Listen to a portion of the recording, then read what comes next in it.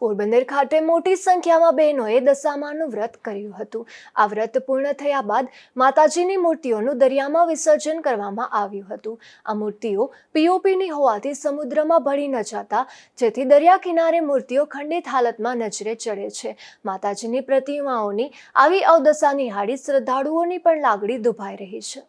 પોરબંદરમાં મોટી સંખ્યામાં બહેનોએ દશામાનું વ્રત કર્યું હતું અને વહેલી સવારે વાજતે ગાજતે ધામધૂમથી શ્રદ્ધાપૂર્વક માતાજીની પ્રતિમાઓનું અસ્માવતી ઘાટ પાસેના દરિયા કિનારે વિસર્જન પણ કર્યું હતું, પરંતુ ત્યારબાદના દ્રશ્યો ચોંકાવનારા છે। ચોપાટી પર દરિયા કિનારે દશામાની મૂર્તિઓ ઠેર ઠેર રસ્તે રઝળતી નજરે ચડે છે। આ મૂર્તિઓ પીઓપીની મૂર્તિ હોવાથી પાણીમાં ભળી ન જતા દરિયા કિનારે ખંડિત હાલતમાં પડેલી છે।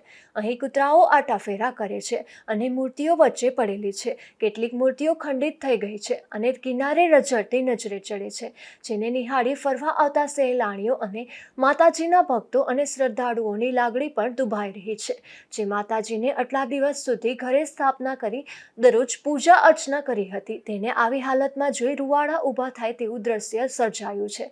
ધાર્મિકતા હોવી જરૂરી છે અને વ્રત તપ કરવા એ પણ ધાર્મિકતા છે, પરંતુ માતાજીની પૂજા કરી તેને વિસર્જિત કરતી વખતે મૂર્તિનું ધ્યાન રાખવું પણ એટલું જ જરૂરી છે। માતાજીની મૂર્તિઓના નિર્માણમાં પીઓપીનો મોટો પ્રમાણમાં ઉપયોગ થયો હોવાના કારણે પ્રતિમાઓની આવી દશા સર્જાય છે। માટીની મૂર્તિઓનો ઉપયોગ કરવામાં આવે તે જરૂરી છે। માટીની મૂર્તિ પાણીમાં મિક્સ થઈ જાય, જેથી પર્યાવરણને થતું નુકસાન અટકાવી શકાય તેમ છે। બોલો। મારું નામ જયાબેન છે।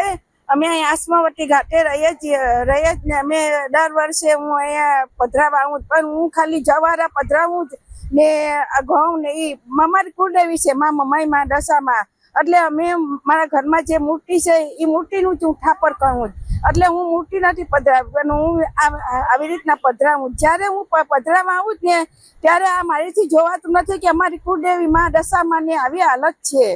એટલે જો તમે ભલે મૂર્તિ તમે લેવો, તમે મૂર્તિ પધરાવો, 10 દિવસના માં દશામાને તમે વ્રત કરો, પણ તમે માટીની સાંધરી બનાવો, માટીની મૂર્તિ બનાવો ને માટીની મૂર્તિનું તમે વિસર્જન કરો, તમે પધરાવો। તમે આ મૂર્તિનું તમે 10 દિવસ ધામધૂમથી તમે ઉપવાસ કરો, તમે વ્રત કરો, બેલ વાજા પાલકીથી માના રાસ રમો, ગરબા ગાવો તમે માના, તો આ માની હાલત તમે જોઈ કે તમે 10 દિવસ પછી મહકે રાતના 2 વાગે 3 વાગે 2:30 વાગે તમે માને પધરાવા આવો, દરિયામાં સમુદ્રમાં પધરાવો, પણ એનો તમે આટલો વિચાર કર્યો કે તમે પધરાવીને વયા જાઓ, તો પાછળથી માની હાલત કેવી થાય?